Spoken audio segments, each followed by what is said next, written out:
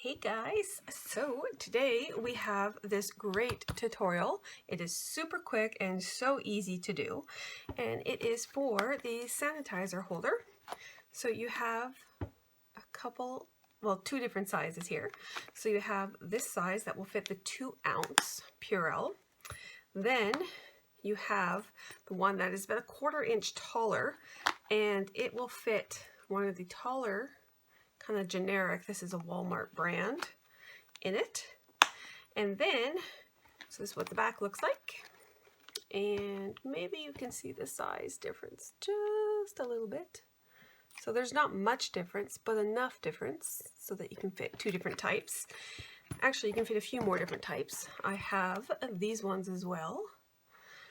So this one is a 60, well, these are both 60 mil.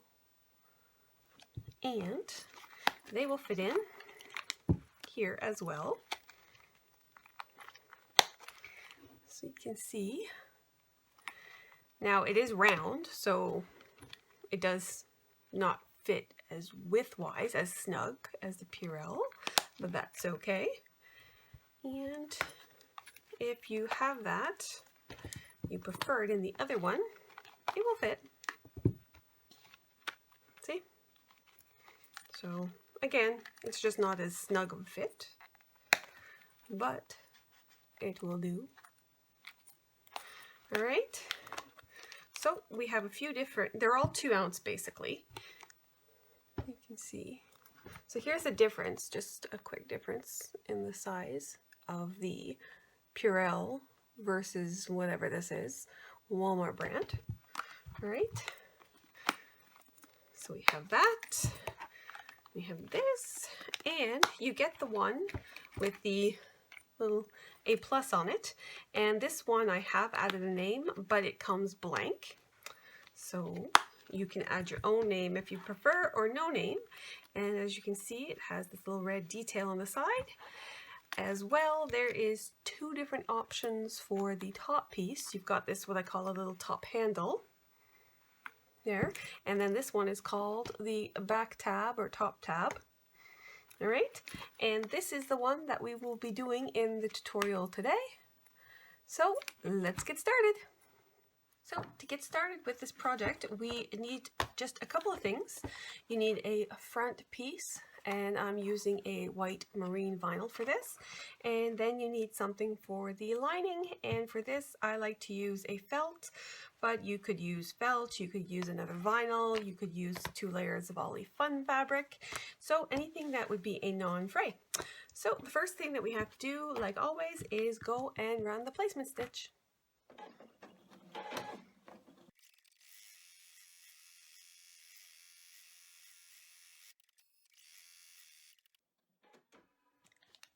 The placement stitch is done, and as I usually do, I did it on paper here just to show you, since I don't have thread in my machine.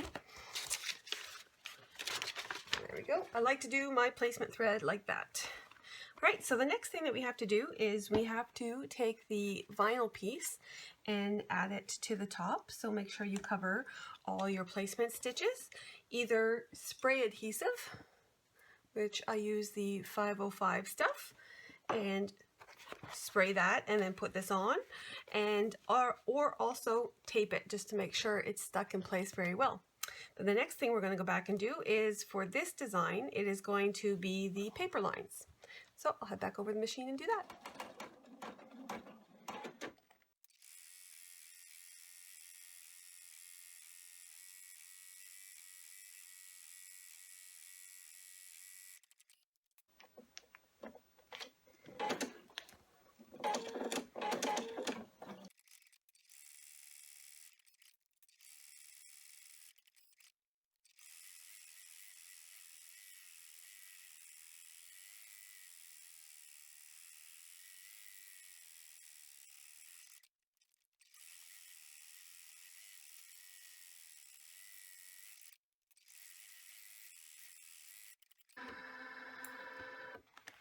Okay, so I ran the blue paper lines, and I ran the little red paper detail on the side here, and I did the A+. So if you're going to be adding anything else to it, a name or text or whatever, now is the time to do it before adding the back, because the next step is to turn the hoop over and take the lining piece, whatever you're going to be using, and to put that on the back, tape it down, or 505 spray adhesive it, and then take it back to the machine, and it is going to run the outline, and it's also going to run the tab part or the handle part. So let's go do that.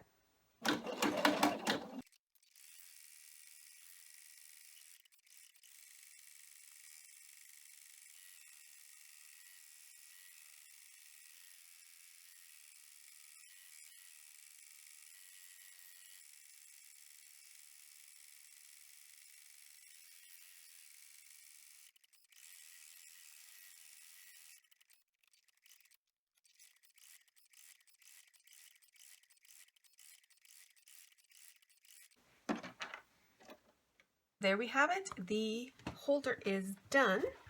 So I'll just bring it close here so you can see that I did the outline here, and it also does the circle, and it does the tab piece or the handle piece, and then the last stitch would be for these placement stitches for the buttons, the little button snaps there, or the rivets. So that's an optional stitch, and there's the front, and there is the back. All right, so the next thing to do is just to cut it out.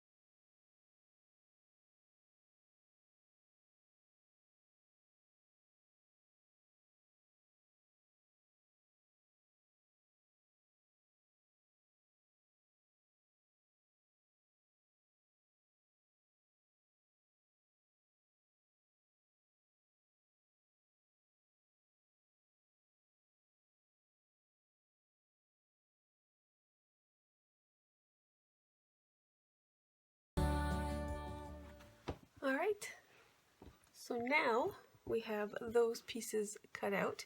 So this will be the handle piece that goes right across there. And the next thing that I have to do is I need to go add all the snaps and the rivets to that. So I'm going to head over to my cutting and snap rivet table. All right, so here we are over at my cutting and riveting table. So the first things that I suggest doing are doing the holes. So all of the holes that need to be cut out. And this here is something that I use frequently. It is called a Japanese screw punch.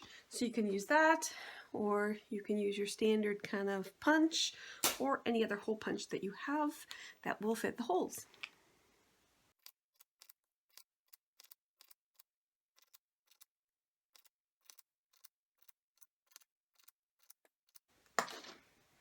All right, so those are the holes for that. The next thing that I like to do is I use this set of punches that I've got. It's just a basic cheap set I got off Amazon. The only thing is it's really preferable to use it with a rubber mallet, but I don't have one. So this is how I do the hole. So you can either do the hole with a punch, or you can go in and then you can cut out the one side and then cut out the other side. So I usually start on this side and use my applique scissors, cut the inside out, and then go on the outside, and then you have to tear the stabilizer off. But for this one, I'm going to do this.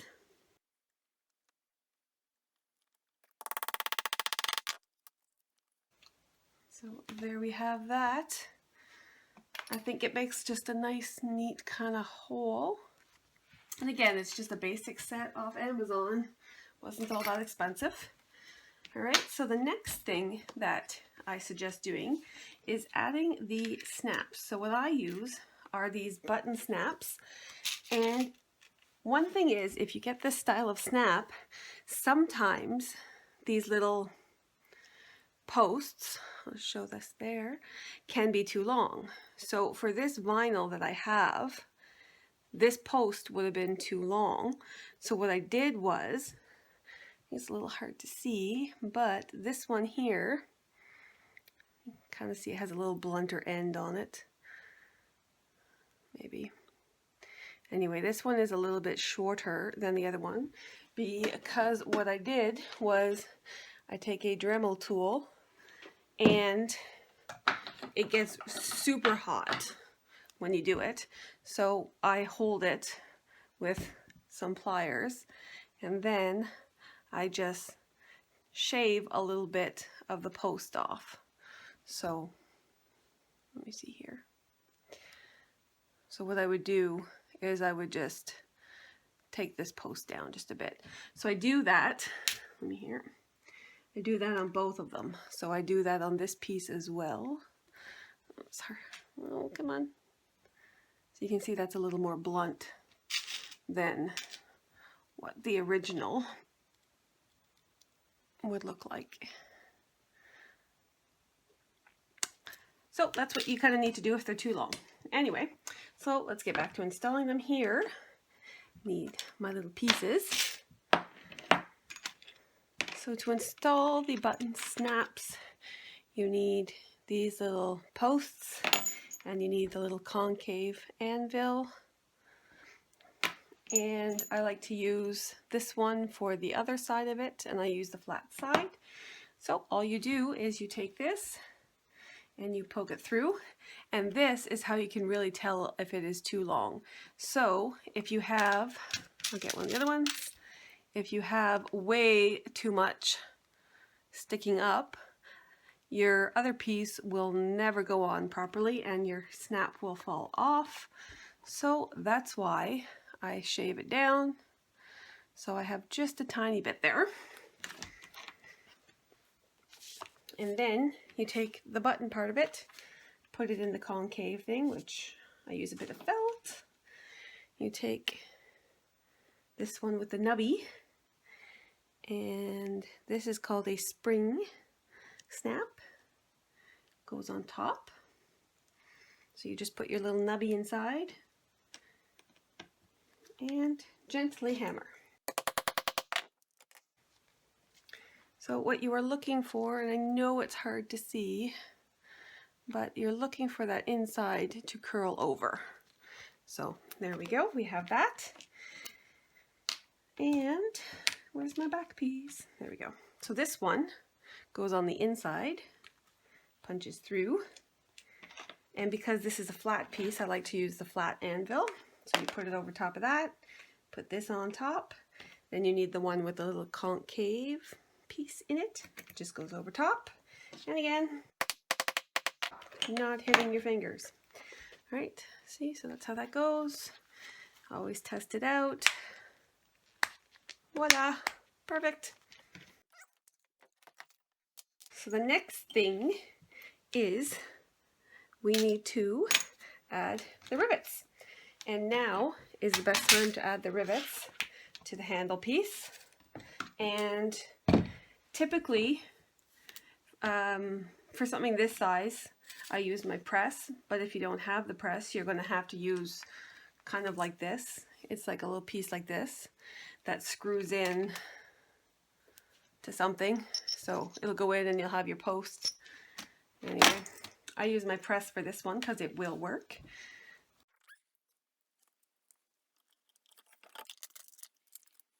Now is the time you slide that on.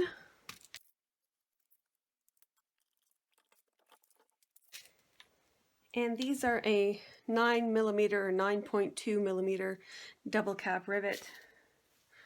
So that means it has two cap pieces, one on the outside, one on the inside. And this is the post, and the post length I'm using is around 9 to 10mm. So I like the front piece on the outside, so when you have your holder up, I like the front to be overlapping, but that is up to you.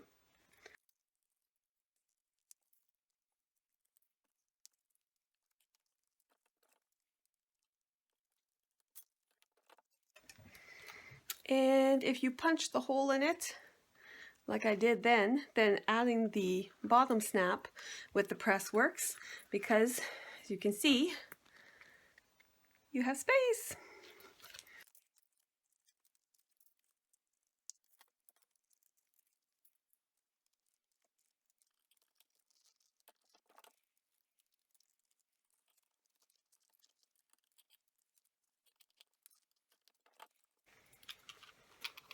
All right, so there we have it.